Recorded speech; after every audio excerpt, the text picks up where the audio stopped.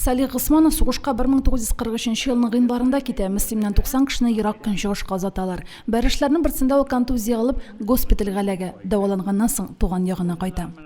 Кырымда хәзер карак дигәндә. Монда бак каты бәрелеш булды инде. Монда нык булды бәрелеш. Аннан контузия алдым мин. Контузия алып госпитальгә салганнар, госпитальдан монда күпме ятканмындыр госпитальда тоже. Аннан инде өйгә кайтарып җибәрделәр нидә хәзер. Район башлыгы Альберт Хуҗин ветеранга Россия Федерациясе президенты Владимир Путинның котлавын җиткерде, күчтәнәчләр һәм түбәтәй бүләк итте.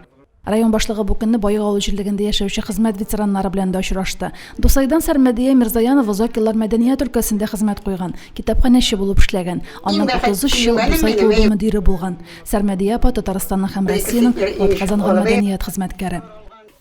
Халык үзе үстерде мине. Җырчы да ясады, биюче дә ясады, шигырь сүздә. Юкса мин алай артык кыю кеше түгелем. Авыл халкы мине яратты, эшемне яратып, иш сыра тырыштым. Алай тек ушкагына гомеремне үткәрәсем килмәде. Без үткәргән мероприятиеләр бик күп алар. Нәдип Рәкыйповка шушы көннәрдә 90 яшь тулды. Ул да Россия Федерациясе президентының котлау хатын һәм күчтәнәчләр кабул итте. Гомере буе колхозда механизатор булып эшләгән Нәдип абый сүзгә саран, әмма эшкә батыр. Белорус трактор белән Казакъстанга кадәр барып җиткән ул.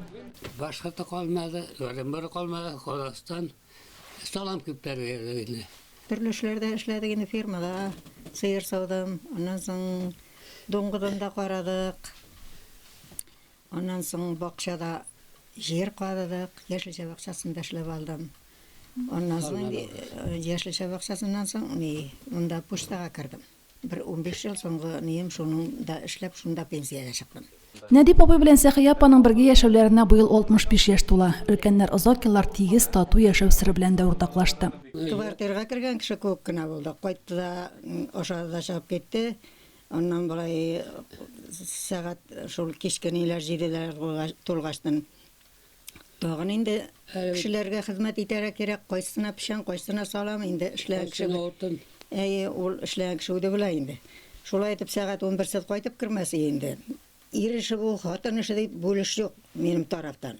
Сугыш ачысын татыган, сугыш авырлыкларын күргән Әйби бабайлар ил көнгә тынычлык теләп яши. Ил көннәр тыныч, дөньялар имин булсын. Сугыш афәтен беркемгә дә күрергә язмасын. Римма Авзалова, Динар Нуретдинов, Мөслим телевидениесе.